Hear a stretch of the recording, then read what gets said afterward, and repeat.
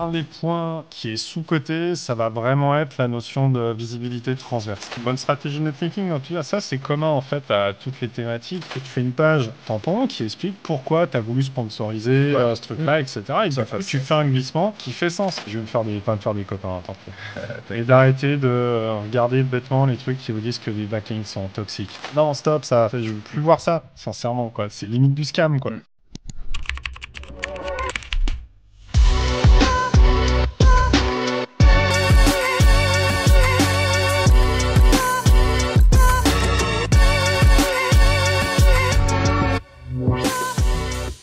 Salut à tous, de retour pour un nouvel épisode de Position Zéro. C'est un peu le marathon là, on enchaîne comme l'an dernier, 10 épisodes en une semaine. Ouais. On commence à ressentir un peu là, le côté sportif de l'enregistrement. Ouais. C'est super cool, on a hâte et puis on reçoit de super belles personnes tous les jours qui nous apprennent aussi énormément de choses. Content de te recevoir encore une fois. Comment tu vas? Te recevoir, t'avoir à côté de moi, parce que je ne te reçois pas du tout. Merci beaucoup de m'inviter au podcast. Grand plaisir. Non, bah écoute, ça va très bien. Je suis très content d'être là. Bah, dernier épisode de cette journée. Avec un super invité que je vais le présenter à ma droite. Donc, voilà. Et toi, ça va? Bah ça va très bien. Depuis ce matin, à fond. Un peu de fatigue, mais ça va. Ouais. Tout roule. Patrick Valibus, merci d'être ici, merci d'être présent, d'être venu de Lyon pour venir nous voir ici à Paris, à Châtillon plus exactement. Yes, merci à vous pour l'invitation, les gars. Bah, c'est avec grand plaisir. Pour présenter un peu cette grande personne, alors nous on aime bien commencer par Position Zéro, par donner ta date de naissance. Donc tu es né le 11 mai 1986, à savoir tu es né précisément le même jour et la même année que Pierre-Ambroise Boz. Ok. Est-ce que ça te parle? Pas vraiment, là. Donc c'est un sportif coureur de 800 mètres. Grand athlète français, spécialiste du 800 mètres, qui a eu beaucoup de médailles. Ouais, JO même, il me semble. JO, on salue, très grand coureur. Ouais, c'est vrai. Et c'est vrai que normalement, tu sais, on vérifie toujours qui c'est et machin. Mais là, on était tellement sûr de qui c'était, comme on aime bien le sport tous les deux. Mais du coup, on est même plus sûr que ce soit les JO, mais en tout cas, plusieurs médailles. Un champion du 800 mètres, voilà. C'est ça. Okay. Ça veut dire, tu es le fondateur d'une agence qu'on ne présente plus, 410 Gun. Yes.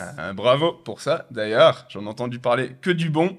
Tu es le président de la FEPSEM, pardonne-moi si je le prononce mal.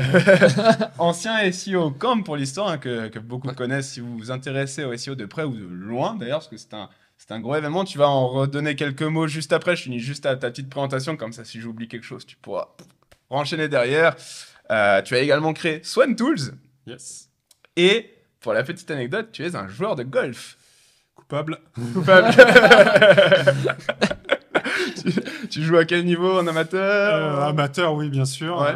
Avec les autres casquettes que tu as dit avant, j'aurais absolument pas le temps d'être bon. Ça, ni le niveau pour l'instant, et ni jamais d'ailleurs. Mais voilà, mais ouais, j'ai 19 d'index pour l'instant, pour ceux qui. C'est le handicap, c'est ça? C'est le handicap, ouais. Ok. Et tu joues régulièrement? Yes, très régulièrement. Lyon, prochaine compète dimanche, tu vois. Ok, très cool. On te souhaite de la réussite. J'ai abordé la FEPSEM. Tu peux m'en dire quelques mots? Yes, alors créateur, je sais pas si c'est le bon terme, parce que je suis à l'initiative du rebranding, on va dire, de la FEPSEM, ex-SEO Camp. L'idée avec ce renaming qu'on a souhaité, c'était d'institutionnaliser, voilà, et de professionnaliser le naming avec ce côté donc fédération professionnelle, tu vois, qui impose clairement plus que le nom d'avant et qui permet d'apporter plus de crédibilité à nos membres et à notre profession. Et puis avec le côté search marketing derrière, qui clairement pour moi embrasse l'évolution de notre métier. Autant il y a quelques années, le côté de faire un peu plus que le SEO dans une strate de visibilité, on pouvait en débattre. Autant aujourd'hui avec SGE qui arrive, etc., il n'y a plus débat, il faut embrasser cette évolution. Et pour nous, c'était essentiel d'aller jusque-là. Et aussi pour créer des synergies avec tous les autres professionnels qu'on rencontre sur un projet web. Parce qu'un projet web où tu as juste un SEO et tu n'as personne d'autre, tu n'as pas de graphiste, tu n'as pas de dev, etc., ça n'existe pas. Donc l'idée, c'est qu'on puisse, nous, inviter tous les gens des autres métiers dans nos événements et puis sur nos actions. Et puis eux, pareil, puissent le faire et qu'on puisse aller évangéliser dans d'autres corps de métier. Et du coup, que ça puisse donner lieu à plein de synergies tous ensemble. Et du coup, est-ce qu'il va y avoir aussi une évolution un peu des sujets, tu vois, des conférences sur les SEO Camp? Est-ce qu'on va aller un peu chercher d'autres d'autres métiers aussi là-dessus? C'est prévu. Là, sur l'appel à conférenciers de cette édition, on a d'ailleurs fait un changement, c'est qu'on a pré-mâché un certain nombre de thématiques et de sujets. Et du coup, si vous venez proposer un sujet, messieurs, ce à quoi je vous encourage, vous verrez différents sujets, vous dites, tiens, ce truc-là, ça me botte, je peux en parler, ou même si tu vois un sujet, tu dis, toi, tu connais pas, mais tu as bossé sur un projet où tu sais, tiens, il y avait une telle ou un tel qui était top, tu lui envoies le lien, et puis lui peut proposer son sujet. Écoute, on se prêtera au jeu avec plaisir. Et ça, c'est un point intéressant, peut-être, voilà, la SEO Camp, je sais aussi que ou de manière générale, voilà, les événements SEO Camp qui sont de super événements, il y en a un petit peu dans toute la France. Il y a le gros à Paris qui s'appelle SEO Campus, c'est ça? Yes. N'hésitez pas franchement à aller à ces événements parce que tu apprends beaucoup de choses sur une journée, tu rencontres d'autres personnes qui font le même métier que toi. Et en plus, la plupart tu peux même proposer une conférence. Et il y a plein de gens, tu vois, qui ont progressé grâce à ça dans leur approche du métier et autres. Donc, c'est super qu'il y a ça, surtout que c'est associatif en plus, il me semble. C'est ça. On est au statut loi de 1901, position 0. Qu'on soit association ou fédération, les deux sont au statut loi de 1901 et but non lucratif. Voilà. Tout pareil. Exactement. Super, belle présentation. On va pouvoir enchaîner sur le premier format. Avant ça, petit mot pour saluer le sponsor de la vidéo, Alloscan. Merci à vous de pouvoir nous continuer de produire des vidéos de qualité. Alloscan, tu veux présenter rapidement l'outil ? Ouais, bien sûr. Alors, Alloscan, c'est un outil SEO. Ça vous permet de l'utiliser. Moi, je l'ai utilisé quelques fois pour la recherche de mots-clés, notamment. Après, il y a beaucoup d'autres fonctionnalités. Mais c'est un des outils effectivement qui est sponsor de cette vidéo. Donc, un outil tout en un qui permet de faire plein de choses. Tu l'as dit, pour la recherche de mots-clés, analyse de position. Il fait un peu ce qu'un Href ou un SEMrush pourrait faire. Créé par des Français. Créé par des Français, un outil assez nouveau aussi dans la sphère. Il y avait une version bêta que j'avais testée, puis après ça a été supprimé, puis ça a été remis à nouveau. Donc c'est super. J'aime beaucoup l'interface, un peu geekos, me plaît beaucoup aussi. Et c'est pas tout, parce que l'ami Stéphane vous permet aujourd'hui, chers auditeurs, de remporter, puisqu'on va faire un jeu concours en plus du sponsoring sur cet épisode. On a, attention, plus de 1000 € de cadeaux à vous faire gagner. Parmi ça, nous avons 4 outils, nous offrons 4 licences annuelles. Ces licences, ce sont TextBulker pour générer des contenus pertinents à l'IA, IndexMino et EasyIndex pour l'indexation de vos contenus, et Alloscan dont on vient de parler à l'instant. Pour jouer, c'est très simple. Petite mécanique que nous avons inventée avec Tom. En gros, ce que vous devez faire, parce que l'an dernier, on n'a pas trop travaillé là-dessus et on nous a un petit peu conseillé d'essayer de travailler ça, c'est tout simple. Vous mettez une note Apple Podcast, vous prenez un screenshot et vous nous l'envoyez sur Instagram, position 0. Pour l'envoyer sur Instagram position 0, il faut follow position 0. Autre option, vous le faites sur Spotify, vous mettez un commentaire, vous nous l'envoyez. Sur Deezer, pareil, vous pouvez liker et vous nous l'envoyez selon la plateforme de podcast que vous utilisez. Vous pouvez aussi nous l'envoyer sur nos comptes LinkedIn, Twitter, où vous voulez. Tant qu'on a la preuve du screenshot, vous ferez partie du tirage au sort et vous aurez peut-être la chance de gagner 1 an d'abonnement de l'un de ces 4 outils SEO. Quand est-ce qu'on fait le tirage? On se dit dans 2 semaines? On leur laisse 2 semaines? Ouais, 2 semaines, parfait. Allez. Et ceci étant dit, on va pouvoir rentrer dans le vif du sujet avec le premier format, la marmite du SEO. Jingle.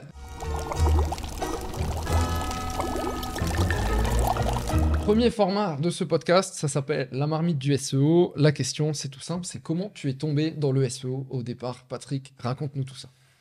Oula, vieille histoire. Ça va, t'es pas si vieux, 86. Oui. J'ai eu plusieurs vies entre-temps. En fait, je viens du monde du dev, perso. Et quand tu commences à dev, à faire des sites, tu t'interroges qu'est-ce qui se passe, qu'est-ce qu'il y a à faire. Alors après, je suis assez rapidement parti sur le côté vraiment tech, e-commerce à fond.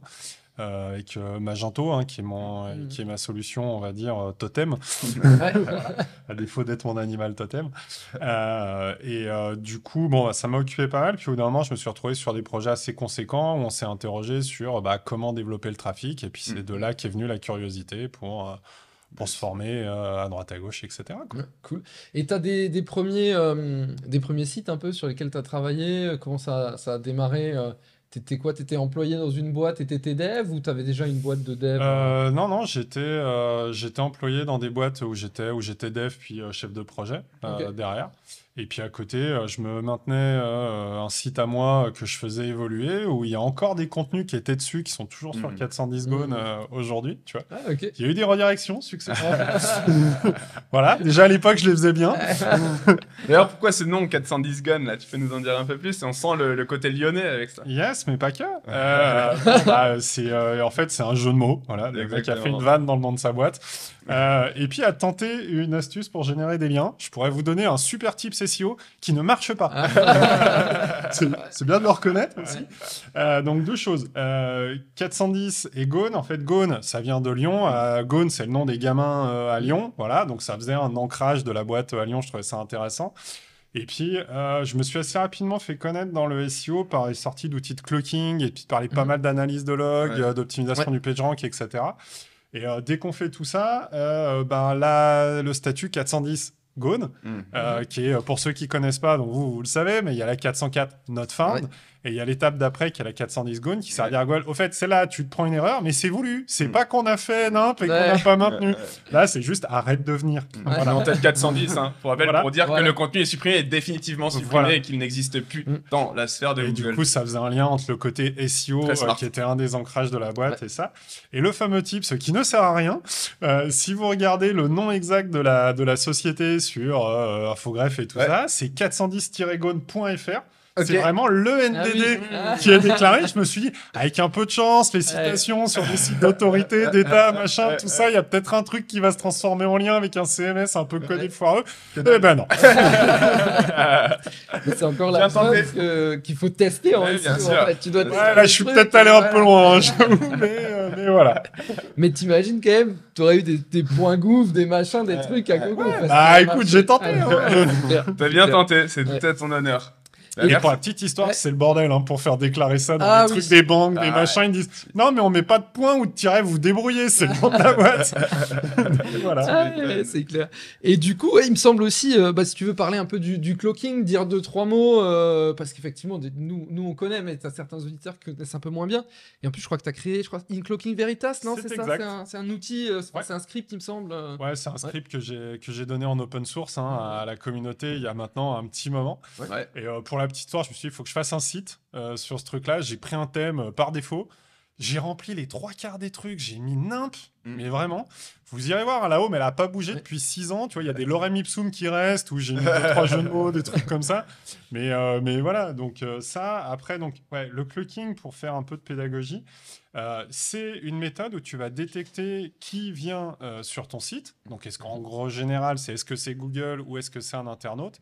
Et en fonction de ça, tu vas afficher quelque chose de différent.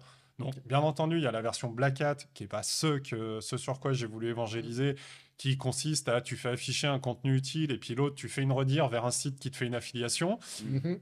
Thématiques proscrites sur les plateformes sur lesquelles vous diffusez ne seront pas citées ici. Voilà. Mais qui est beaucoup utilisé dans ce milieu-là. Faut pas se leurrer.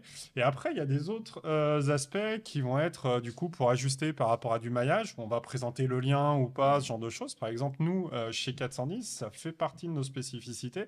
On fait ce que j'appelle du clocking inversé pour nos PBN. Typiquement, tu vois, ton site, tu as beaucoup de gens, des illustres référenceurs qui, eux, vont envoyer une 503 si c'est pas Google. Nous, en fait, on va afficher exactement le même contenu, juste on va pas mettre le lien. Et comme ça, tous les outils SEO, ils voient le contenu, ils voient que ça répond en 200, il n'y a rien de chelou, etc. Ou y compris quelqu'un qui arriverait en mode contrôle à côté. C'est juste le lien n'est pas là. Et si tu vas dans le cache de points, du coup, tu vas le voir parce que Google l'a vu. Et en fait, pour la petite histoire, ça vient du moment où Majestic s'est mis à crawler les sites sans se déclarer en tant que Majestic avec son user agent. Et du coup, on a tous essayé de trouver c'était quoi les nouvelles IP.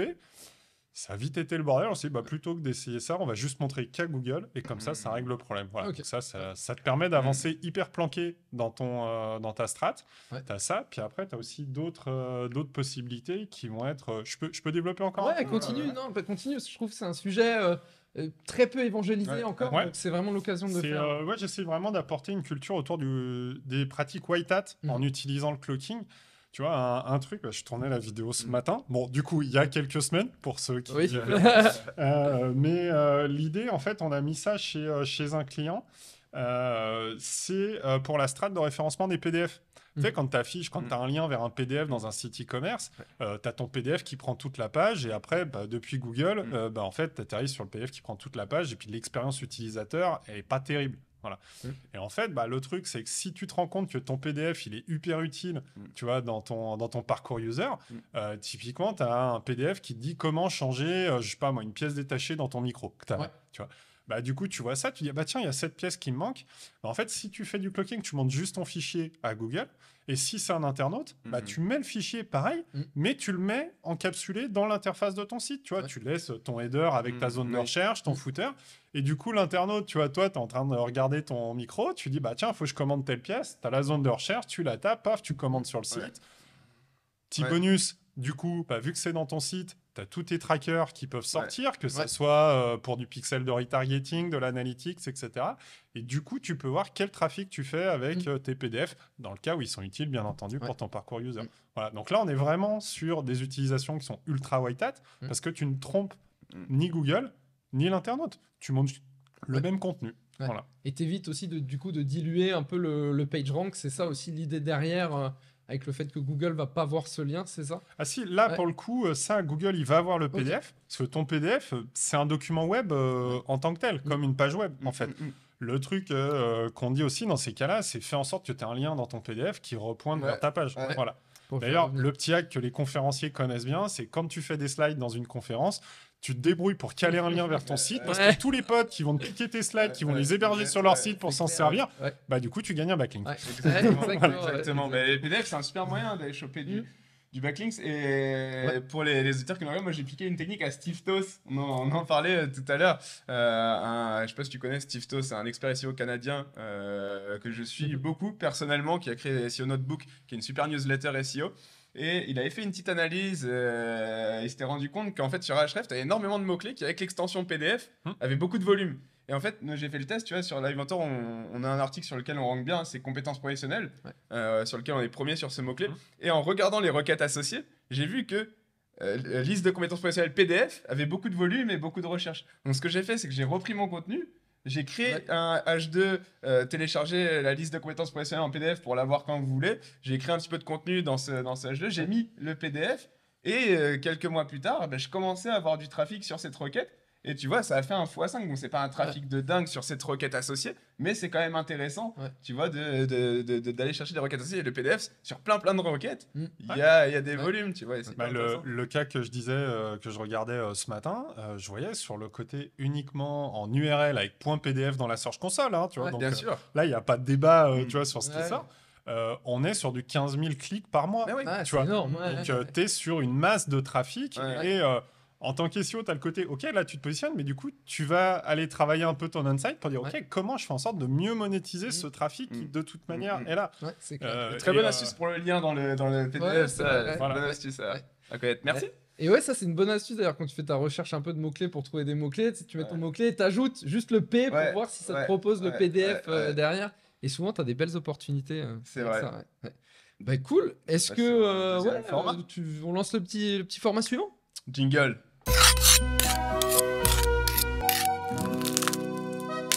Troisième format, le pain sur la planche. On va s'intéresser, Patrick, plus précisément à ton quotidien de SEO et plus précisément ton quotidien d'entrepreneur, parce que tu es fondateur d'agence et que tu as plein d'autres projets également à côté. Quelles sont les premières choses que tu fais quand tu te réveilles le matin et grosso modo, comment se déroule une journée type? Yes, alors la journée qui est prévue ou la journée qui arrive? C'est ça en fait. La journée qui arrive, on va dire. Yes.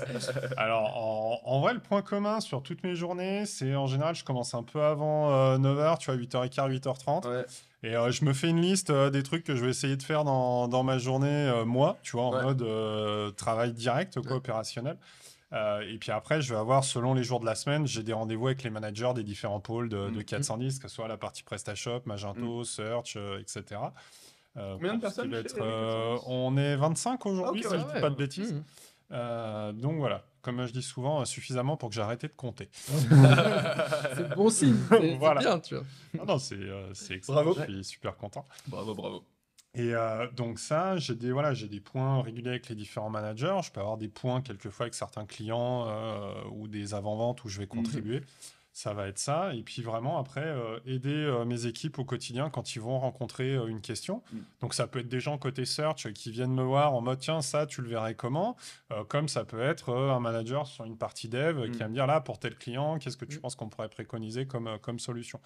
Donc voilà, donc c'est vraiment réparti entre des points prévus, tu vois, de structuration synchro classique, et puis des sollicitations, pardon, pour apporter du coup des solutions à des imprévus, ce genre de choses. Voilà, donc pour moi, il y a quand même une bonne partie, si tu veux, de réaction à de l'imprévu ou à de la sollicitation externe. Et ça fait partie des choses que je trouve très intéressantes dans ma casquette aujourd'hui, c'est d'apporter cette seniorité. En termes d'expérience, je parle, hein, tu as dit 86 tout à l'heure. Voilà. Là, et du coup, c'est top. Puis après, il y a tous les trucs que je fais en dehors, tu vois, d'aller faire des vidéos, des contenus, des machins où j'essaye de me faire plaisir avec un peu des R&D, etc. Quoi. Et comment tu fais justement pour gérer ton temps, tu vois, et te garder ce temps où il va y avoir de l'imprévu et pour autant ne pas être insatisfait à la fin de la journée de pas avoir shooté ta to-do list, on va dire. Faut apprendre à vivre avec. Ouais. Si tu veux, je fais partie de la team. Alors là, si tu veux, j'ai une boîte mail qui rend fou les gens quand ils la regardent. Si tu fais partie de la team, c'est quoi? C'est Cleanbox, Inbox 0. Voilà. Tu vois, là, c'est position 0. Moi, je suis pas Inbox 0. Tu vois, j'ai un collègue qui était fou l'autre jour. Il a vu ma boîte mail. Je crois que j'ai 10 800 emails non lus dans ma boîte Gmail. Ouais. Tu vois, en fait, si le truc m'intéresse pas, je l'ouvre pas et basta. Et je vais pas plus loin. Tu vois, c'est tout un tas de mécaniques ou des trucs où tu dis là, j'ai pas de valeur ajoutée ou c'est pas urgent, on verra plus tard. Il y a pas mort d'homme. En fait. Et voilà. Ouais. Mais c'est une gymnastique d'esprit à avoir. Mais pour les trucs importants, tu te gardes des temps vraiment dans ton agenda. Et puis après, tu laisses le reste un peu libre. Puis il y a 2-3 trucs un peu plus funky que je vais faire en dehors. Et puis je me bloque du temps directement, par exemple, typiquement pour la FEPSEM. Parce que mine de rien, c'est quand même un truc qui me prend entre 1 jour et 1 jour et demi par semaine. C'est quand même beaucoup, pire quand les événements arrivent. Sûr, mais ça prend du temps, ouais. Mais je trouve que tu as soulevé un point hyper intéressant qui est savoir vivre avec. Et effectivement, on est dans une culture de toujours plus, je veux tout avoir fait avant de terminer ma journée, sinon on se sent mal et puis au final après ça s'accumule et ça peut créer du stress ou de la frustration. Simplement le fait effectivement de laisser aller, tous les jours on va s'en prendre encore plus et il y aura des aimants, donc tu peux contrôler en fait, tu peux pas contrôler ce qui arrive mais tu peux contrôler ta réaction à la chose et c'est très bien je trouve de voir la chose comme ça, de prioriser les choses importantes. Et il n'y a pas qu'une seule façon de faire en tant qu'entrepreneur. C'est pas parce qu'on vous dit sur Google il faut terminer ta journée avec Inbox 0 que moi je suis plutôt de ta team que de la team Inbox 0. Grave, si je peux appuyer encore un peu là-dessus, je repense à une expérience d'une époque où j'étais salarié à un gros projet dev, plus d'1 million d'euros de budget, tu vois, donc le truc hyper fat. Et en fait, j'étais dans mes premières années de carrière et j'étais à fond. Je faisais des journées 7h, 21h, etc. Machin. Et j'ai fait des conneries. Mais clairement. Et en fait, des trucs dont je me suis rendu compte 2-3 semaines après, une fois que le projet était terminé. Donc, 1 an et demi, il a duré le bordel. Et je me suis dit, mais pourquoi j'ai fait ça en fait, mais juste t'es tellement tête dans le guidon parce que tu veux tout faire, tu veux finir machin, etc. Et du coup t'as pas la notion de recul. Donc en fait, ce que je voudrais dire à tous ceux qui nous regardent, qui se lancent dans un business, que ce soit SEO ou autre, la doctrine de si tu veux t'en sortir, tu commences à 7h, tu finis à 22h, machin, c'est le plus mauvais conseil qu'on peut vous donner. Merci beaucoup. Voilà, c'est vraiment gardez-vous des temps qui sont des temps de pause, ça, que ce soit avec vos potes, votre famille, machin, etc. Dites-vous un bon truc, c'est que pendant ces temps de pause, en fait, votre processeur arrière, là, il continue de tourner. Et en fait, tu redémarres le lendemain, tu dis, mais c'est ça ma solution. Voilà, donc en fait, les temps de pause, c'est du temps qui est productif. Tu as ton cerveau, en fait. Voilà, et en fait, c'est du temps qui est productif, où tu as du recul et qui est utile. C'est pas parce que t'es pas en train de taffer à fond sur ton clavier, ton téléphone, ton machin, que t'es pas en train de réfléchir à des trucs un peu plus long terme. Donc vraiment, si je peux donner un conseil à retenir pour tous les nouveaux qui se lancent ou qui veulent faire du business, gardez vraiment ça. Voilà. Sinon, vous allez vous cramer et vous allez faire des conneries. Non, mais t'as totalement raison. Moi, les meilleures idées, quand elles viennent, c'est quand je fais du sport. Les idées de repenser mon truc, de me dire, ah putain, mais peut-être que je l'aurais pas vu autrement, c'est quand en fait tu décroches complètement son cerveau de ce que tu es en train de faire, qu'il est complètement libre et que là, les idées viennent, tu vois, parce que tu n'y penses pas premièrement, au premier abord. Et en Super plus, intéressant. je pense en plus, quand tu es chef d'entreprise, là où tu as le plus d'impact, c'est le fait de faire les bonnes décisions. Ouais. Et du coup, pour prendre les bonnes décisions, si tu es tout le temps en train de travailler, de bourriner, en fait, ton cerveau, au bout d'un moment, il chauffe et tu n'arrives plus à avoir le recul nécessaire pour prendre la bonne décision. Et du coup, en fait, tout le travail, c'est de trouver où est-ce qu'on peut avoir le plus d'impact. Et peut-être qu'il y a des mails qui servent à rien, en fait. Tu peux les passer, ne pas les ouvrir. Le fameux ou même les 20-80, supprimer. Ouais, c'est ça. Loi de Pareto. Exactement. Très clair. Est-ce que la fameuse roulette arrive? Fameuse roulette. Tu connais la roulette? Yes. Eh bien, c'est parti. Jingle.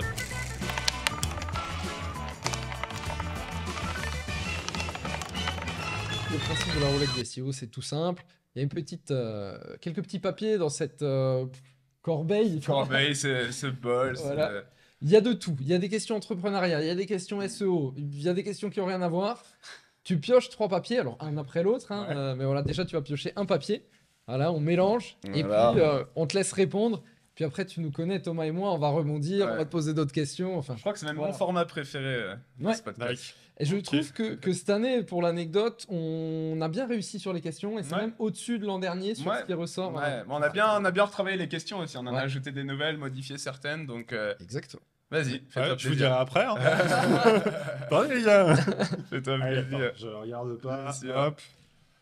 Alors, check. Qu'est-ce qui est surcoté en SEO? Oula. Question dangereuse. Question dangereuse. Mais tout est ouvert. Tu peux dire ce que tu veux sur ce podcast. Je serais tenté de dire... je peux dire ce que je veux, mais il y a des choses qui peuvent m'être reprochées derrière. Ce qui est surcoté pour moi, ça va être de vouloir justement faire qu'un des aspects, si tu veux, dans une strat. Tu vois, les mecs qui vont te dire c'est full backlink, c'est débile. Des mecs qui vont te dire que c'est full contenu, même topo, full technique, pareil, voilà. On a parlé 80-20, là, il y a plus de trucs, donc c'est pas tant ça, mais c'est de savoir trouver le bon équilibre. Je pense que ça, c'est vraiment le point qui, pour moi, est important si on doit venir définir. Parce qu'il y a plein de sujets qui vont être utiles. Et typiquement, selon ton projet, il y a des choses qui vont prendre plus d'importance que d'autres. Et du coup, qui vont ne pas être surcotées, alors que sur un autre truc, ça serait clairement surcoté. Voilà. Et même, je pense que c'est important aussi, c'est de regarder la vie de ton site et la taille de ton site, tu vois. Pour un site de 20 pages, à mon avis, il est temps de créer beaucoup plus de pages si tu veux ressortir en SEO et pas forcément d'améliorer ton page speed insight et la vitesse de ton site, tu vois. Bien sûr. Tout est une question d'impact et de priorité et d'arbitrage. Quoi. Juste sur la webperf, j'avais fait une conférence avec Alexandre qui est chez Solocal maintenant, si je dis pas de bêtises. Ouais, je connais Solocal. Voilà. C'est un truc Google Ads, non? C'est des agences, non, c'est un rebranding des pages jaunes. Il était... Si, ils en font... ils vendent un peu de ça. Et donc, on avait fait une conf ensemble à Paris. Il était chez Primelis à l'époque sur l'importance, tu vois, de la web perf en SEO. Donc, tu vois, si on doit dire un truc surcoté, allez, là-dessus, je vexerai personne. En fait, si tu penses que au sens web perf juste pour faire du SEO, ton objectif en faisant ta web perf, c'est juste de gagner des places en SEO. Et ben là, c'est complètement surcoté. Voilà. Même Google l'a dit dans des communications. Les gars, on a peut-être un peu trop appuyé là. Ça. Mais en fait, on avait fait une étude sur plein de mots-clés qui allaient du jouet pour enfants à des thématiques adultes, clairement en passant par de la finance, tout ce que tu veux. Et on se rendait compte, en faisant les courbes, on avait analysé tout le top 20, tu vois que le seul truc où tu as une corrélation, c'est le time to first byte. Ok. Tous les autres trucs, CLS, etc., courbe plate. Tu vois le même niveau entre tout le monde de la place 1 à la place 20. Tu as une micro-variation, mais tu n'as pas de tendance. Alors que sur le time to first byte, tu vois vraiment une courbe où plus tu es proche de la première place, plus en moyenne, les gens ont un time to first byte qui est bas. Okay. Voilà. Pourquoi je précisais, si c'est que ton objectif, c'est de faire de la web perf, c'est surcoté, parce que tous les autres indicateurs, ils ont un intérêt, clairement, pour le taux de conversion. Et dans ce cadre-là, ils sont utiles. Voilà. Ouais. Mais si tu le fais juste pour faire du SEO en mode je vais être top en SEO parce que ça, bah désolé mec, mais ça va pas changer ta vie. Quoi. Donc, d'ailleurs, tu as utilisé un terme, la time to first byte. Ce serait cool que tu le définisses un peu aux auditeurs qui nous regardent. Alors, le time to first byte, c'est le moment à partir duquel vous ou Google dit je veux afficher l'URL position 0. Combien .club. .club, okay. Actuellement. .club / podcast.html. Voilà. En fait, tu as le contenu de la page qui est préparé par le serveur web, donc ton Apache qui héberge ton WordPress, etc., et qui renvoie ce HTML au navigateur sur ton téléphone ou ton ordinateur.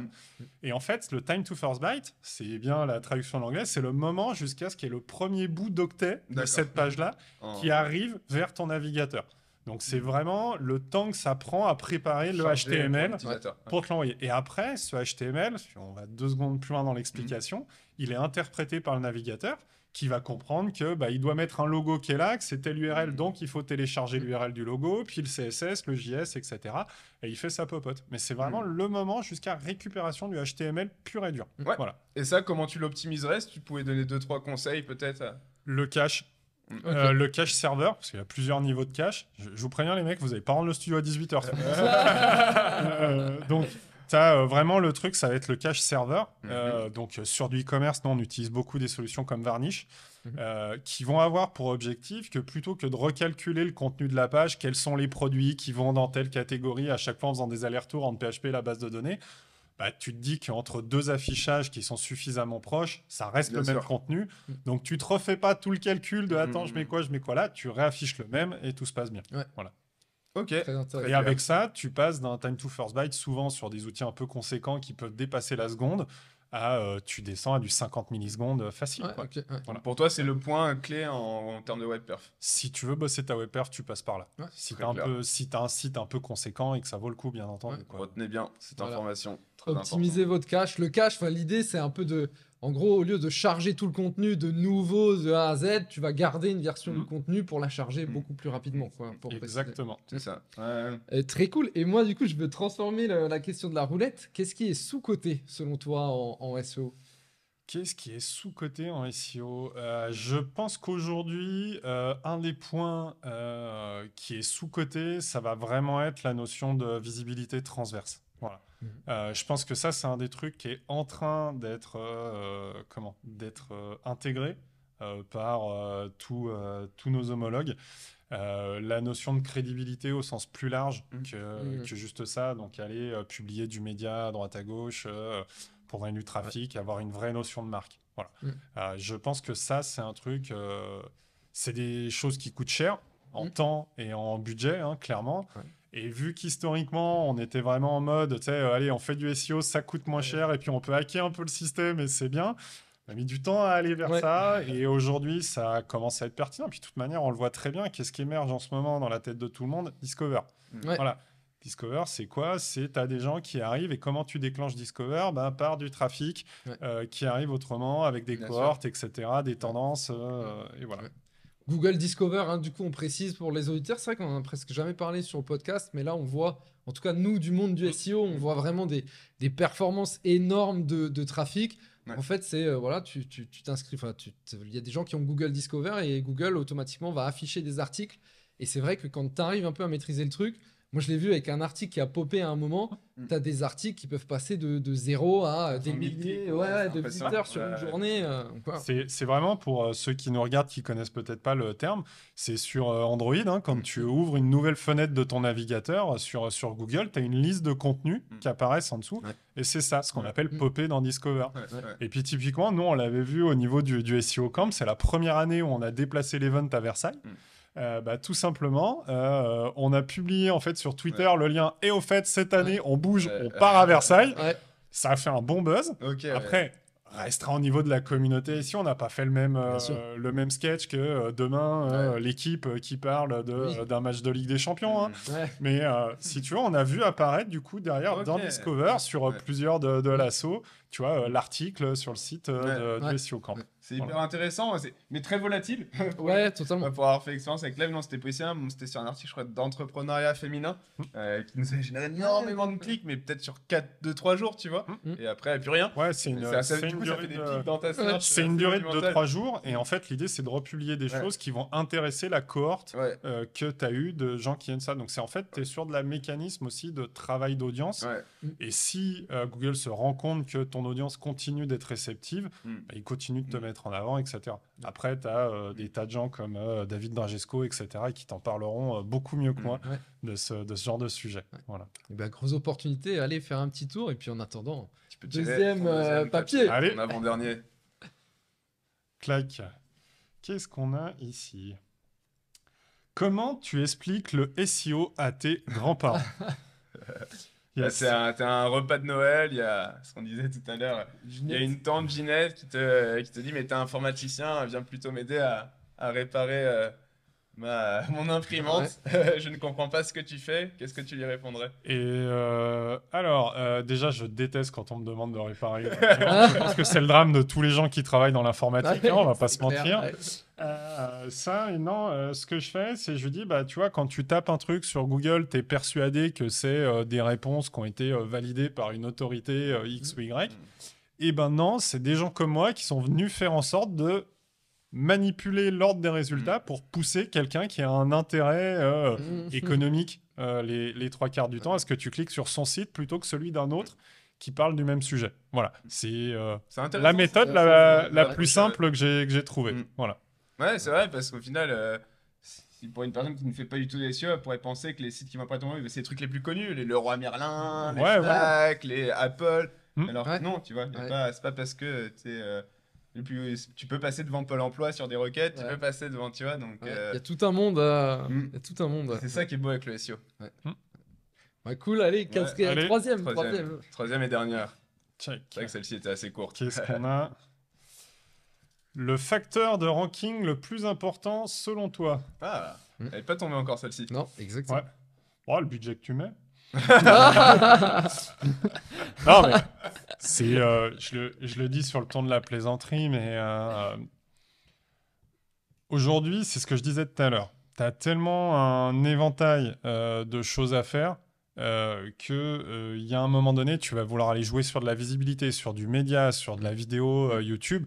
Regarde là, vous, rien que pour le côté podcast, vous avez des frais pour louer ce studio, vous avez des sponsors qui vous soutiennent et c'est top. Mais c'est un budget, autant que tel, une saison. Vous m'avez parlé des chiffres, je les diffuserai pas, vous voulez peut-être pas les dire. Mais on peut tout à fait convenir ensemble que c'est des choses qui sont, pour beaucoup de gens qui font appel à des SEO, déjà, ce sont des budgets qui sont largement au-dessus que ce qu'ils vont mettre. Voilà. Ouais. Donc, en fait, c'est vraiment de se dire, voilà, le facteur, pour moi, le plus important, c'est de savoir... je vais pas te le mettre, en fait, sur un levier, parce qu'on l'a dit tout à l'heure, ça va changer selon les typologies. Demain, tu es sur une thématique où ton truc, ça doit avoir des tutos, tu es obligé d'aller faire de la vidéo YouTube. Il y a un moment donné, il n'y a pas le choix. Ton truc, c'est de la photo, faut que tu aies un compte Instagram, un truc Pinterest, etc. Voilà. C'est de la tech, tu vas partager un peu de code, des choses comme ça, du pair programming. Enfin voilà, tu as tout un tas de variantes. Il y a des choses, ça va être beaucoup du backlink, des choses un peu plus du contenu. Voilà, il y a un équilibre à trouver. Mais pour moi, le point le plus important, ça va être, ça c'est ce que dit excellemment bien Sylvain Perronnet, que vous avez invité il y a peu, ça va être de savoir où aller mettre ton budget et sur quels critères, dans ton contexte à toi, ça va être le plus pertinent. Voilà. Tu as des sujets où, en fait, vouloir aller faire du SEO, entre guillemets, à l'ancienne, tu vas cramer ton budget pour rien, alors qu'en fait, le truc, ça va être investi à fond pour créer une communauté sur Instagram qui, derrière, va drainer du traf sur ton site. Plutôt que de faire comme tout le monde, payer des rédacteurs, payer des trucs classiques, quoi. C'est voilà. Ça, pas forcément intérêt. Et tu vois, vous l'avez dit tout à l'heure, vous avez dit aux gens, allez, partagez-nous le fait que vous avez laissé une note sur les podcasts, etc. Ouais. C'est du SEO. Bien sûr, faites ça. Ouais, et du coup, typiquement, ce genre de méthode, ça fait partie des choses qui, vous, dans votre contexte, où vous voulez une visibilité en ligne sur du podcast, sur de l'audio, sur de la vidéo. Demain, je vous dis, les mecs, je vous file 5000 balles, vous les dépensez pour faire connaître votre podcast. vous allez pas vous dire, allez, je crée un site où je mets des backlinks. On fait du Google Ads. Voilà. clair, Tu vois, ça peut être ça. Ça peut être te dire, OK, bah, on va aller faire des partenariats avec d'autres gens qui font du podcast, tu vois, bien ce sûr. genre de choses. Donc Des voilà. placements dans des newsletters, Donc c'est, etc. j'ai détourné un peu la question. Non, Donc pour moi, le facteur de ranking, c'est de savoir vraiment où investir son budget et de savoir aussi se donner les moyens de ses ambitions. Clairement. Ça, c'est important. Voilà. Encore une fois, c'est ce terme, l'arbitrage. En fait, c'est vraiment faire le choix du meilleur endroit où tu mets ton budget et l'endroit qui aura le plus d'impact derrière. Quoi. Et le SEO n'est qu'un outil. C'est important de se savoir, c'est pas une fin en soi, et c'est de repenser business. Tu as des secteurs, typiquement, où le mec, il vend un truc, il a 10 clients en France. Donc le gars, il vient te voir, ouais, faut que je fasse du SEO. Tu lui dis, non, mec, tu ne fais pas du SEO. Tu prends ta bagnole, tu vas voir tes clients, et tu leur parles. C'est tout, c'est le meilleur conseil à lui donner. Voilà. Oui, c'est clair, parce qu'on vient souvent de voir, on m'a dit que le SEO, c'était gratuit, ça me rapportera des clients sur le terme. Mais même sans ça, même si le mec, il arrive du budget, à un moment donné, c'est stérile ça sert à rien, c'est pas ta priorité. Voilà. Enfin, toi, c'est ta priorité de lui vendre une presta, certes. Si t'es un petit peu honnête intellectuellement, le gars, c'est pas le meilleur conseil à lui donner. Complètement. Et même, parfois, tu as des clients qui viennent te voir. Tu te dis non, mais là, c'est pas le SEO qu'il vous faut en fait. Il y a d'autres choses à travailler avant. Gardez votre argent et puis utilisez. C'est ce que les clients attendent aussi, tu vois. Et ça, c'est un autre conseil qu'on peut donner, c'est de savoir dire non à des clients. Un client à qui tu dis non, il va considérer déjà, que tu respectes son investissement aussi et que tu n'es pas là pour lui vendre à tout prix quelque chose. Et derrière, il va potentiellement revenir une prochaine fois où tu pourras lui dire oui. Et il aura d'autant plus envie de te confier quelque chose parce qu'il se dira, OK, lui, il m'a donné un vrai conseil, il m'a apporté de la valeur, même sans me facturer. D'ailleurs, il m'a évité de faire une bêtise. Donc lui, je peux lui faire confiance. Voilà, c'est une très bonne manière. Savoir dire non à quelqu'un est une très bonne manière de gagner sa confiance. Fun fact, d'ailleurs, on avait failli travailler ensemble avec Patrick sur une mission growth hacking. Ouais. J'avais dit non, finalement, aujourd'hui, il est là dans le podcast. Je sais pas si tu t'en souviens, c'était par téléphone, on s'était pas vu en vrai. Donc, comme quoi, apparemment, la confiance est là. Écoute. Ouais. Mais non, totalement. Hein. Mais ça m'inquiète un peu parce que j'ai l'impression que tu as mis un micro dans la salle parce qu'avant ça, Thomas et moi, on a tourné un épisode juste tous les deux.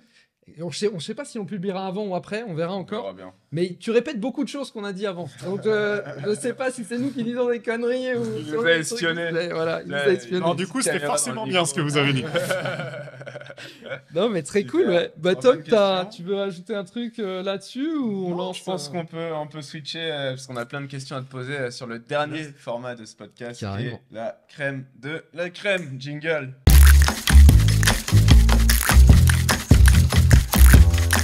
Crème de la crème, dernier format de ce podcast, celui où on va vraiment creuser en profondeur tes spécialités. On s'est un peu intéressé à ce que tu maîtrisais, d'où les mails qu'on envoie en début de son prépare. On prépare nos questions, on s'intéresse à nos invités qui nous font l'honneur d'être ici. On a préparé quelques questions avec Luca, notamment la première. On sait que tu es un expert du netlinking. On est content de t'avoir ici. Et est-ce que tu pourrais donner, par exemple, si on prend un secteur concurrentiel comme l'immobilier ou un autre que tu aurais envie de citer, est-ce que tu pourrais donner une stratégie concrète de netlinking ou quelque chose que tu aurais fait dans le passé pertinente pour les utilisateurs?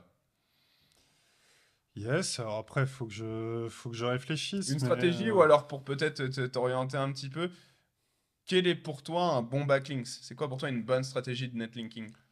Ça, c'est un classique, une bonne stratégie de netlinking. En tout cas, ça, c'est commun en fait à toutes les thématiques. Tu vas être sur du glissement sémantique dans tous les cas où il faut que tu sois sur un site qui parle globalement de la même chose que toi.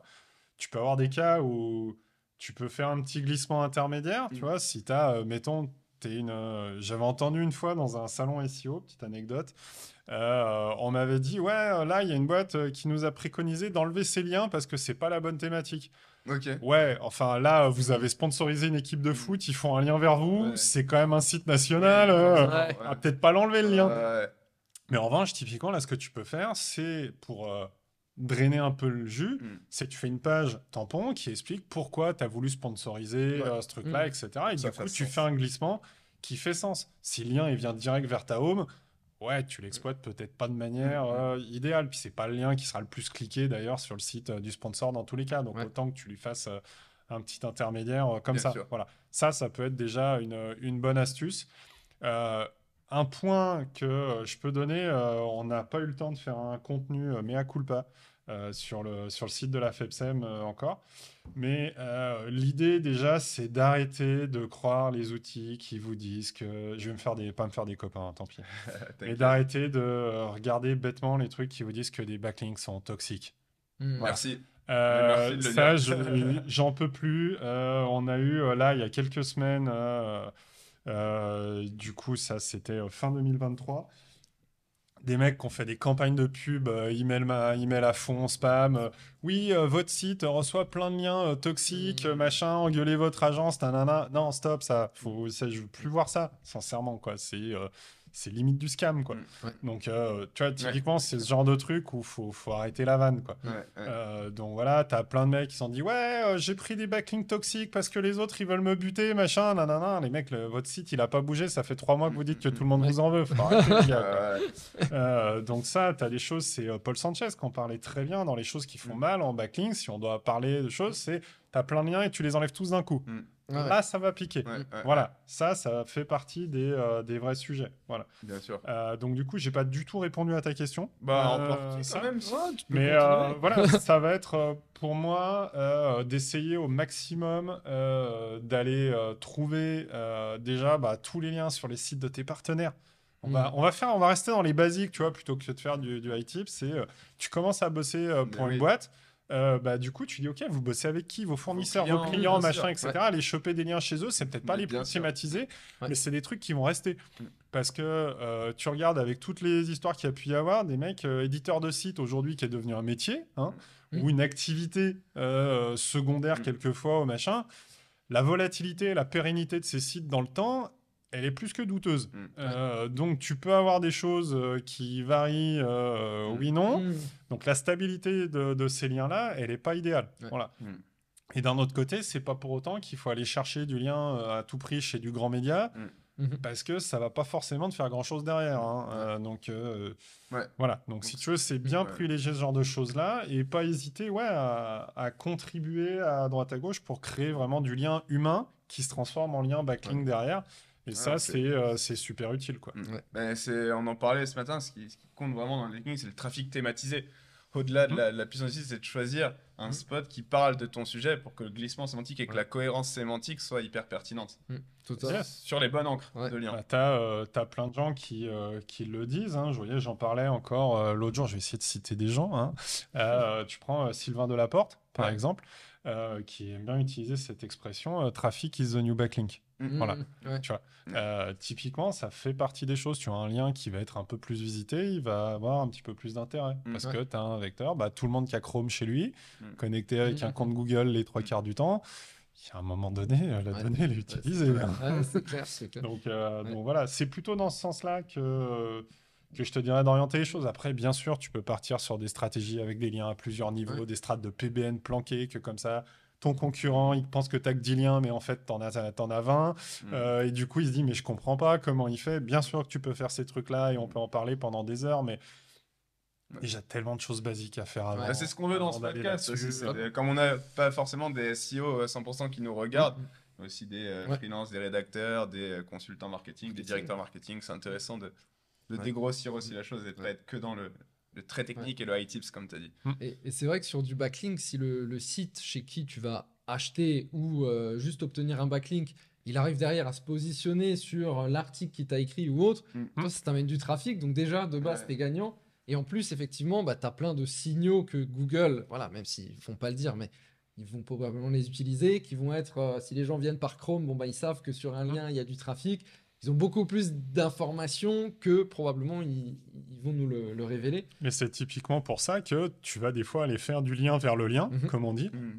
Ce qu'on appelle les tiers 2, tiers 3, etc. Où du coup, tu achètes un lien, je sais pas, mettons 100 balles, 150 balles, si tu pars sur de l'achat de lien.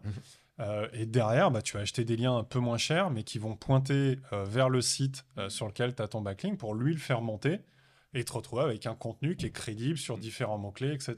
Et du coup, après, en général, les liens là, ça fait débat, ça, mais ces liens que tu fais en T2, tu vas un peu plus appuyer en encre. Donc le mec chez qui tu as acheté le lien à la base, il va râler parce que tu lui envoies des encres petits. Voilà. Donc ça, certains diront ouais, c'est abusé, d'autres ouais, non, c'est ce qu'on fait. Voilà. Bon, chacun se mettra dans le camp qu'il veut.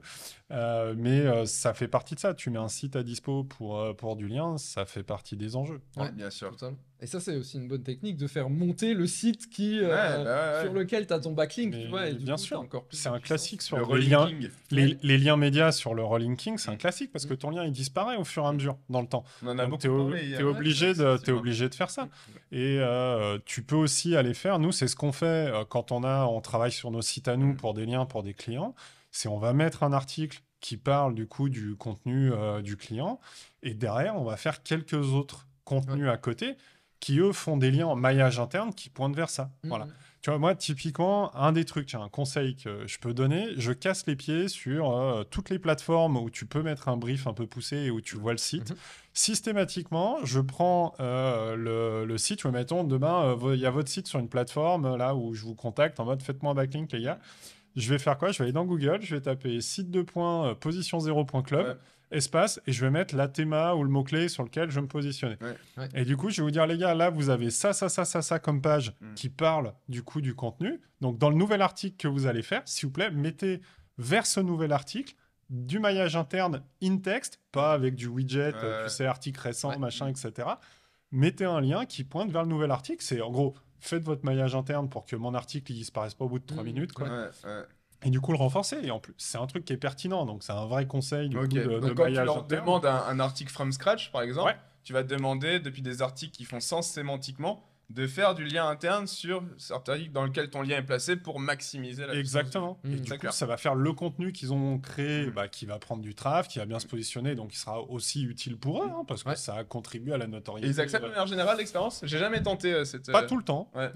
T'en as qui s'en fichent, et puis d'autres qui te répondent ouais, ok, c'est fait. Donc, tu vois, minima, tu demandes, et 100% des gagnants ont tenté leur chance. C'est malin, et moi, je me souviens, je l'avais fait aussi une fois sur une plateforme où je commandais un lien, une fois, au lieu de dans le brief, au lieu de mettre je veux que tu rédiges un article sur tel sujet, je dis tiens, j'ai repéré cet article sur Ahrefs qui a tant de trafic. Est-ce que tu pourrais me mettre un lien sur cet angle dans ce passage en ajoutant un bout de contenu que je lui donne? Et du coup, au lieu de lui demander tiens, la création d'un article, je vais lui demander si c'est possible. Et du coup, quand tu passes par la messagerie, des fois, c'est possible de. Et en plus, gros avantage, tu lui donnes déjà le contenu, quoi. Il avait juste à copier. C'est pré-mâché. Et c'est un contenu qui a déjà du trafic, qui a déjà potentiellement des backlinks, qui est déjà positionné sur certains mots-clés. Et qui fait sens. Après, là, on est sur la notion d'article positionné. Pour avoir échangé avec différents éditeurs de plateformes, c'est pas réellement un marché en soi aujourd'hui. Ça fait partie des choses qui sont là. Ce point-là, en fait, t'achètes une assurance. En fait, c'est que ton article, il va venir se positionner. Mais en vrai, t'as pas de différence, si tu veux, en termes de résultats entre... peut-être tes filles peut-être un peu plus vite, tu vois, mais entre tu fais un super contenu qui va venir se positionner et un truc qui l'était déjà. Voilà. En fait, tu t'assures que le truc va être un peu bien maillé derrière et que c'est pas dans un vieux répertoire au fin fond. C'est bien de varier, d'avoir du nouveau, d'être placé sur des glissants qui a déjà connu du trafic. C'est intéressant de varier ça. Et justement, quand on parle netlinking, hasard total, mais je viens de me rappeler d'un post que tu avais fait un jour sur LinkedIn. J'espère que c'était toi parce que c'est moi. Mais non, je suis sûr. Je suis pas loin de la porte au pire. Et en fait, c'est Google, ils disent voilà, les backlinks, ça sert à rien, ne faites pas ça, c'est mal. Et tu avais dit quelque chose de très intéressant, je sais pas si tu t'en souviens, mais tu avais dit forcément Google va pas t'indiquer comment tu peux le manipuler. Donc forcément Google, dans toutes les communications qu'il nous donne, tout ce qu'il nous pousse, il choisit ces informations aussi pour que ça ait pas de conséquences sur lui, son moteur de recherche, entre guillemets. C'est écrit dans la doc de Google qu'il utilise des citations, des passages, je sais plus quel terme, ils utilisent pas citation, parce que citation, ça va être interprété par tout le monde si je dis ça, mais il utilise en fait des liens qu'il trouve pour découvrir de nouveaux contenus, savoir s'ils sont pertinents. Il y a une tournure, voilà, si tu fouilles bien dans la doc, tu vas trouver ça. C'est évidemment pas le truc qu'ils mettent en avant parce que ça reste le PageRank, Larry Page, un des deux inventeurs de Google, fondateur. Donc on peut retourner le truc dans tous les sens. Tu as besoin d'avoir à un moment donné un vote de confiance. C'est, tu vois, moi, on parlait d'expliquer le SEO tout à l'heure. Je disais, c'est comme tu prends tu vois, une appli pour chercher un resto. Tu vois, on va aller bouffer un bout après. Tu vois, si on veut chercher un truc, tu vas avoir, si on tape, je sais pas moi, tapas, tu vois, on va avoir tous les trucs qui ont bien écrit tapas, et ça va être à peu près tous pareils, hein, en termes de pertinence sémantique, on va dire. Et derrière, faut les classer. Là, dans ces applis-là, ça va être un croisement entre la note, le vote de confiance, et la proximité géographique qui va jouer. Mais du coup, cette notion de note, en fait, que tu vas avoir sur le web entre deux documents, c'est quoi? Ça va être les liens ou ça va être des nouvelles infos qui rentrent maintenant. Donc, on l'a dit, avec un petit peu de trafic, tu vois, du signal qui arrive à droite à gauche et voilà. Donc, tu as vraiment cet aspect-là, en fait, qui vient renforcer. Super clair. Bon, on va passer question suivante. On a entendu dire, on se renseigne avant les épisodes, que tu utilises l'IA, l'intelligence artificielle, depuis quelques années. Est-ce que tu peux nous raconter comment l'IA, selon toi, ça va modifier le paysage du SEO cette année, que ce soit SEO, SGE, création de contenu? Est-ce que tu peux nous donner un peu ton avis sur tout ça? Vaste sujet. Je peux poser la question à ChatGPT? Il y a un prompt. Non, en fait, pour moi, c'est... je me suis fâché avec des gens en 2023 parce que je suis ce qu'on va appeler un IA enthousiaste. Voilà. Clairement, l'IA dans nos métiers du web, au sens large, c'est le moment où arrive l'ordinateur ou la robotique dans l'industrie avant. La différence que j'y mettrais, c'est le moment où l'arrivée de l'ordinateur s'est étalée sur pas mal d'années parce que ça coûte cher, etc. Là, on a eu, et au fait, ChatGPT, gratuit, worldwide. Pouf. Voilà. Donc, il y a eu un temps de pouvoir s'y faire. Il y a une conduite du changement, si on va utiliser un grand mot. Je dis grand, hein, pas gros. Un grand mot qui a été très mal fait, on va dire. Mais quand on s'en fichait, OpenAI, il voulait taper un grand coup et prendre le lead, comme le ferait un SEO. Je fais un gros coup pour choper la première place et c'est plié. Et quelque part, ils ont eu raison dans leur stratégie. Voilà. Mais voilà, pour moi, il y avait un changement. Il est là. Il était suffisamment quali pour qu'on se dise, on va pas penser que ça va s'arrêter demain matin, tu vois. Typiquement, c'était pas comme, tu vois, le truc de réseau social audio là qu'il y avait pendant le confinement, Clubhouse, voilà. Typiquement un truc, tu vois, ça j'y croyais pas. Que la tectonique, ça. Ouais, voilà, mais tu vois, ça, ce truc-là, j'y croyais pas. J'y suis pas allé parce que je me disais, non, ça c'est effet de mode, machin. Là, l'IA, ça me paraissait suffisamment abouti. Chez 410, on a eu la chance d'être dans les premiers, les early access en bêta à l'époque de GPT, des premières versions. Et du coup, donc à l'époque, tu n'avais que du Playground, tu n'avais pas du chat GPT, etc. Et on avait fait des tests pour de la rédaction de fiches produits en full auto, etc. Et tu voyais... Bon, c'était pas au niveau de quali qu'on a aujourd'hui, mais tu voyais que tu avais déjà des niveaux qui étaient assez ouf. On avait pris à l'époque la formation de Vincent Terrazi, d'ailleurs, qui est un mec excellent. Donc je recommande les contenus. J'ai pas tous les trucs que je vous recommande, je précise aujourd'hui, je n'ai pas d'intérêt économique avec. Non, mais je préfère le dire, tu vois, c'est important. C'est avec le cœur. Donc ça, et voilà. Tu as eu, courant 2023, énormément de gens qui ont freiné des cas de fer face à l'IA. Pourquoi? Parce que ça touchait à leur business et à leur modèle économique. Bon, à un moment donné, quand la vague est là, si tu veux, il y a un tsunami, tu peux crier autant que tu veux sur la plage, tu vas juste te noyer. Donc soit tu embrasses le changement et tu fais en sorte que ça soit pas trop douloureux pour tes équipes ou tu fais un pivot, soit c'est compliqué pour toi. Voilà. Pour moi, ça a complètement repensé le marché de la rédaction de contenu. Voilà. Déjà, j'ai encore cité des gens, tu vois. On peut citer plein de gens.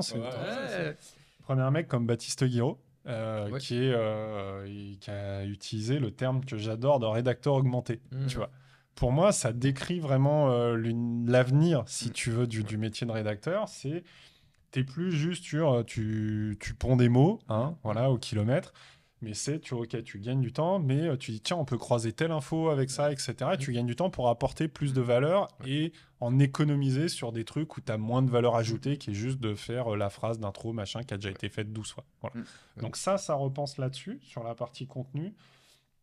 Tu as aussi plein de choses liées à de l'image. Tu vois, enfin, tout le monde a adopté ça aujourd'hui. Tu as plein de contenus sur LinkedIn, tu vois des images, tu vois que c'est fait par de l'IA, avec un peu de créativité, souvent, tu vois, avec des choses où, bah, en fait, demain, tu vois, on se dit, tiens, on fait un contenu sur, je sais pas, peu importe, là, mais on se dit, bah, tiens, ça serait cool qu'on fasse une image comme ça. Bah, aujourd'hui, tu as la possibilité d'aller transposer ton idée sans compétences de graphiste dedans. Après, t'es tributaire de ce que l'IA veut bien te faire. Bien sûr, si tu veux un truc vraiment quali, ultra précis, oui, tu fais bosser un graphiste, mais pour tout un tas de trucs de premier niveau, même deuxième maintenant, mais tu peux déjà aller faire plein de choses. Donc ça, c'est cool, ça fait gagner du temps.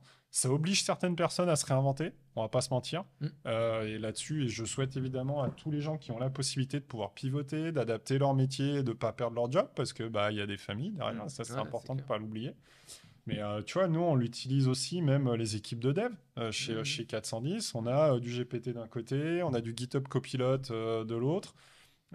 Ça permet d'aller plus loin, plus vite, plus efficace et de faire gagner du temps aux clients et de voir plus de sujets. Avec Perronnet, c'est un stagiaire intelligent, un stagiaire hyper pratique, voilà. Un assistant virtuel.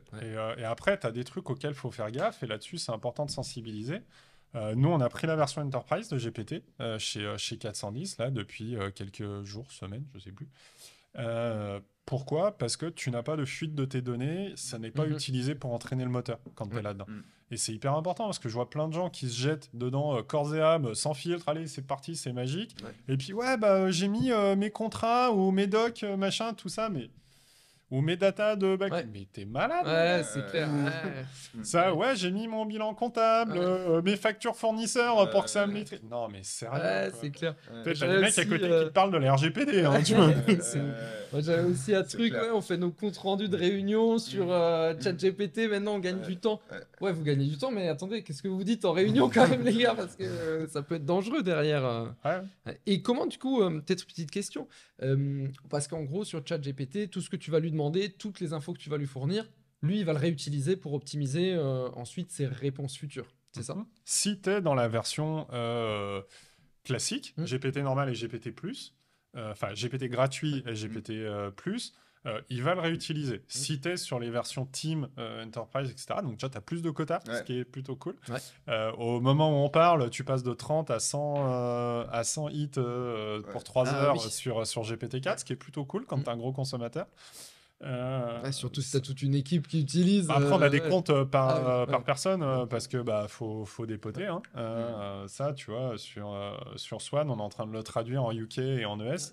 Et du coup, on lui balance le code Gutenberg qu'on lui fait traduire directement dans les autres langues pour reprendre exactement la même mise en page. Tu vois. Donc, ça fait un peu de volume, ce genre de choses. Et voilà. Et du coup, en fait, dans ces versions-là, ils ne réutilisent pas en fait ce que tu fais pour entraîner le moteur. Donc du coup, là, tu es plus peinard et tu prends beaucoup moins de risques. Clairement. Voilà. Et c'est vrai qu'il y a une frénésie un peu autour de l'IA et je trouve ça bien que tu parles justement, attention aussi, c'est pas quand on dit les dangers de l'IA, on pense tout de suite ça va remplacer nos métiers et autres. Mais en fait, il y a un autre danger, c'est que faut aussi penser aux données qu'on est en train de leur donner et à ce qu'ils peuvent faire avec. Et vérifier ce qu'il dit. Ce qu'on appelle les hallucinations sur GPT. C'est clair. Je connais des gens dont j'ai refusé les conférences en SEO Camp qui avaient candidaté l'année dernière en disant voilà, je veux faire une conf comme ça en mode comment GPT peut m'aider à faire un audit SEO. Et puis en me disant, à l'époque, il n'y avait pas la partie browsing de GPT. C'était en mode, si GPT, il peut aller creuser les URL. Non. Et on avait fait un échange de mails et tu vois, j'avais dit, non, parce qu'en fait, regarde là, il dit que c'est ça la title. Tu vas voir dans le site, c'est pas ça la title. Donc, non, t'as plein de gens, si tu veux, qui pensent c'est magique, ça répond. Non, ça c'est vraiment le gros truc, faut faire gaffe. C'est pas parce qu'il répond qu'il répond juste. Ce qu'il répond, c'est la probabilité selon lui que ce soit tel terme qui suive tel terme. Dit schématiquement et simplement, c'est ça. Probabilité qu'un truc tombe après, c'est pas forcément le truc le plus juste. Et puis à une heure où tu as de plus en plus de fake news sur Internet, si tu veux, c'est un site quand même à vérifier. Il y a plein de débats. Et puis, donc, je vais sur la partie vidéo, tu sais, par exemple, si tu publies tout le temps des vidéos de toi en train de te filmer sous tous les différents angles, peut-être qu'un jour, tu vois, ton image pourrait être réutilisée, ta voix pourrait être réutilisée. On pourrait te faire bouger avec une simple image. Ah, mais ça existe déjà. Ça existe déjà. Ça existe déjà. C'était ça peut devenir vraiment flippant si dans je dis les pas années de à venir. C'était il y a 3 ans. On avait fait avec mon associé Christophe Vidal une conférence à Blend Web Mix sur l'IA. C'était à l'époque où on avait justement l'Early Access à GPT. Et en fait, on s'était amusé, on avait fait... Bon, t'avais beaucoup moins de trucs en SaaS qui permettaient de faire ça très vite à l'époque. On avait bien galéré. Mais en fait, on avait fait une conférence sur l'IA, c'est pas sorcier. Tu vois. Et en fait, on avait pris Jamy de C'est pas sorcier et on avait fait inclure, tu vois, bouger ses lèvres avec la voix du coup un peu hybride entre Christophe et lui, tu vois, qui rentrait. Ça donnait l'impression que au début, tu avais Christophe qui lançait le truc et puis tu voyais Jamy qui disait alors j'aurais bien voulu venir, mais j'ai pas pu. C'est Christophe qui va vous expliquer. Tu vois, on avait fait une petite joke comme ça. Mais... C'était les prémices. Mais tu prends toutes les applis, même qu'il y a eu FaceSwap, etc. Ça fait déjà ces trucs-là. T'as un truc qui était sorti il y a 3 mois, pareil, j'avais fait un post dessus. C'était le truc où ça te fait du doublage en remappant tes lèvres dans d'autres langues. Incroyable. Le truc, tu le fous dans l'appli, on fait le podcast là en allemand, en espagnol, en italien, avec le même c'est fait en 3 clics avec le même terme de voix. Voilà, tu vois, on en est là aujourd'hui. Ou même remonter une vidéo, rajouter un mot que tu as oublié, le modifier. Possible. Avec ton timbre, exactement. Moi, j'ai 2 dernières questions à te poser pour ce format. Le premier, on en a un tout petit peu parlé tout à l'heure.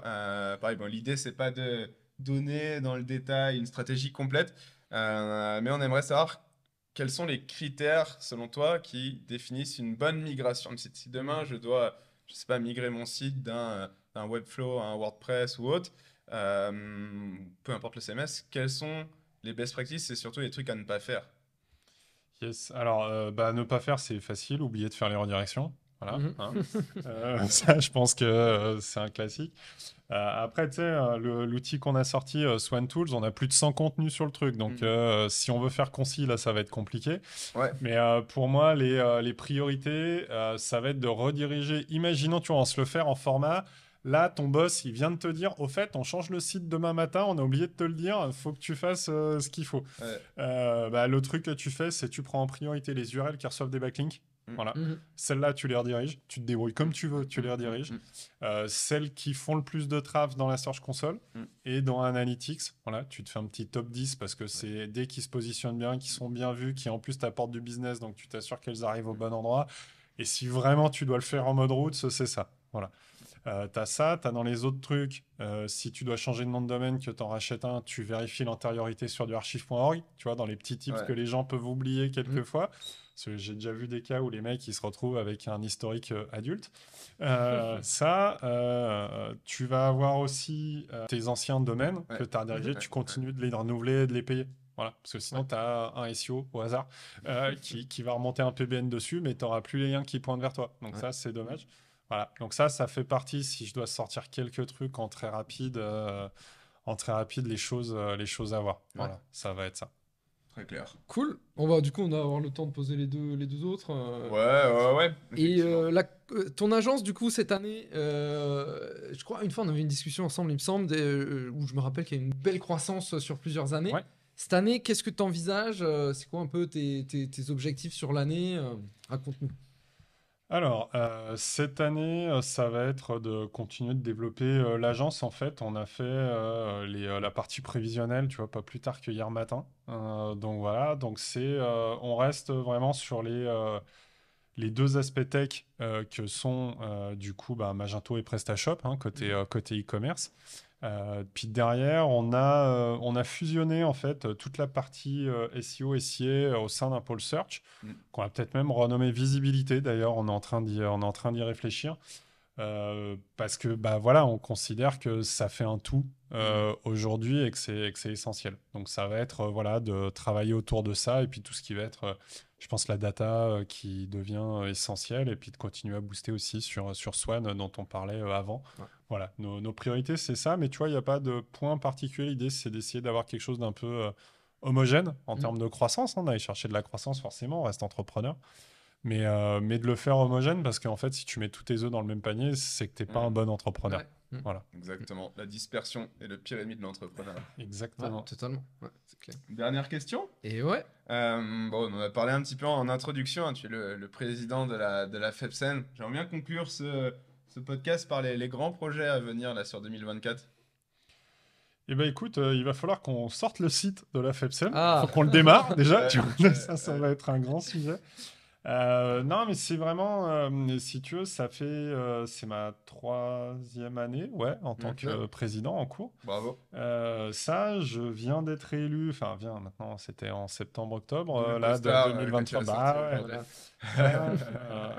Il y avait, donc voilà, je viens d'être élu complètement par les adhérents, donc l'idée, c'est d'être dans une continuité. Voilà, parce qu'on a initié des changements, tu l'as dit, hein, maintenant ça s'appelle FEPSEM, c'est pas anecdotique, il y a une ambition derrière.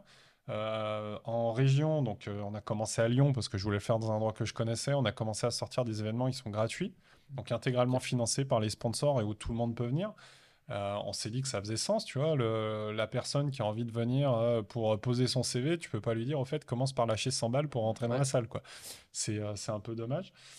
Et puis ça permet du coup vraiment à des gens qui savent pas trop ce qu'est le search, tu vois, qui sont pas déjà convaincus. Toi, demain, je vous dis au fait les mecs, le 25-26 avril, placement de produit, il y a le SEO Campus Paris, prenez vos billets, ça va cartonner. Vous dites bah ouais, on a déjà entendu parler, on connaît, on prend notre billet, on sait qu'on va en avoir pour notre billet, ça va être chouette, on va rencontrer plein de gens pour faire notre liste d'invités pour l'année prochaine. Du coup, voilà, je vous donne des petits arguments et ça. C'est évident, tu as plein de gens aujourd'hui et l'objectif de notre métier, c'est d'aller évangéliser et faire connaître notre métier. Donc, commencer par le faire connaître en leur disant « Eh les gars, il faut commencer par payer », c'est compliqué. Voilà. Donc, cette année encore, on est sur le format historique du SEO Campus parce que tous les changements ne se font pas en 3 jours. Mais en région, on a pu l'amorcer. Ça a été un vrai succès. On n'a jamais eu autant de monde dans un salon en région, qu'on avait renommé d'ailleurs Salon du Search Marketing. Pourquoi parce que tu as plein de gens qui connaissent pas forcément le SEO, mais ils voient marketing, ils disent marketing, mais c'est ce que je fais. Attends, il y a un salon, j'y vais. Tu vois, c'est aussi ça, hein, c'est de la longue traîne, hein, c'est de l'intention de recherche appliquée à ça. Donc voilà, donc il y a de continuer de développer ça, continuer d'évangéliser avec les adhérents, on continue d'avancer sur les certifications aussi qu'on ressort. Donc la Caseo qui est toujours active, la Céseo qu'on continue de bosser. Qu'on espère réussir un jour à faire reconnaître par l'État. C'est une tannée administrative, mais c'est vraiment un enfer. Pour partager, si certains se demandent pourquoi c'est pas encore fait, on avait monté tout un dossier en accompagnant par une consultante qui a très bien fait son job, mais les temps d'examen des dossiers sont tellement longs qu'il y a eu une réforme entre-temps et que du coup on s'est retrouvé avec un dossier de l'ancienne version sur le nouvel examen. Et donc il faut qu'on recommence tout, il faut qu'on remette un billet, etc. etc. Et c'est des trucs qui sont infâmes à monter parce que tu as eu beaucoup d'arnaques dans la formation, les certifs. Donc ils sont hyper vigilants et il faut faire gaffe. Voilà. Mais ouais, les sujets, ça va vraiment être continuer et avec ce nouvel outil qui est le nom, d'évangéliser sur nos métiers. Voilà, et du coup d'amener de plus en plus de monde à parler du search, à pratiquer du search, à en comprendre les enjeux et à mieux choisir aussi ses collaborateurs, ses prestataires pour que ce soit un succès, quoi. C'est un beau sujet. Très bien. On a tout à ton honneur de lancer ça. Bravo. Alors, c'est pas, je tiens à dire, c'est pas mon honneur. Non, mais c'est important. Parce que déjà, je ne serais pas président de cette association si elle n'existait pas depuis 15 ans par tout un tas de gens qui l'ont créée et qui l'ont fait vivre entre-temps. C'est clair. Ça, il faut le dire. Voilà. Et ensuite, je suis là pour représenter des adhérents qui m'ont élu en tête, donc je dois faire les choses à peu près bien, mais j'ai quand même une responsabilité par rapport à eux. Bien sûr. Et c'est aussi eux qui sont là, c'est les sponsors qui contribuent à la vie financière de l'association aussi. C'est Marine, la permanente, à qui je fais coucou au passage, qui donne énormément d'énergie à l'asso. Et ça, c'est pareil, quand tu es salarié, d'être salarié d'une asso, faut avoir la foi quand même. Donc ça. Et puis, tous les bénévoles qu'il peut y avoir, que ce soit sur les événements, au sein du conseil d'administration. Et voilà, donc c'est vraiment un ensemble, un écosystème de gens qui nous aident ponctuellement, avec de l'argent, avec du temps, etc. Et en fait, sans eux... ça sert à rien que dire voilà je suis président d'un truc. Non, c'est vraiment une communauté au global, et y compris les gens qui gravitent autour. Voilà, et typiquement vous, ce que vous faites aujourd'hui avec ce podcast, ça contribue aussi à évangéliser sur cette communauté. Et même il n'y a pas de logo de la FEPSEM ou quoi que ce soit dessus, mais ça contribue en fait aussi à faire connaître, et indirectement ou involontairement, je sais pas, vous mettrez le mot que vous voulez, vous contribuez à la vie de la communauté. Et ça, c'est cool, et merci les gars. Et merci à toi. C'est le but aussi de ce podcast, c'est justement de mettre en avant des super beaux projets comme celui-ci. Si on peut contribuer à sa visibilité, on sera plus que heureux, on considérera que notre mission est bien réalisée. on se rejoint au SEO Campus ou au prochain SEO Camp avec les auditeurs. Patrick qui sera là. Et puis nous deux aussi potentiellement. Super épisode en tout cas. Merci beaucoup pour ta venue. D'être venu de Lyon jusqu'ici. Ouais, merci Patrick. C'était super. J'espère que ça t'a plu. Ah mais grave, écoute, j'ai pu parler de plein de gens qui font aussi beaucoup pour la communauté. J'ai pu sortir des noms. Et puis tous ceux à qui j'ai déjà pu échanger, tu vois, serrer une paluche, boire un verre, partager une bonne pratique. Voilà, ouais. C'est vraiment saluer aussi. Désolé, faudrait citer beaucoup trop de monde, mais il y a vraiment une belle communauté et c'est super quoi. Ouais. C'est une vraie fierté, je pense, pour nous tous. C'est une belle conclusion. À très vite. Et c'est pas fini, puisqu'on se retrouve sur une autre vidéo annexe qui est le passage sur le grill. On se retrouve juste après, ce sera une vidéo qu'on va publier à part de celle-ci. La semaine suivante. La semaine suivante, exactement. Et on vous dit à très bientôt, parce que Patrick va auditer un site et on lui laisse la place. Allez, ciao. Ciao. Ciao.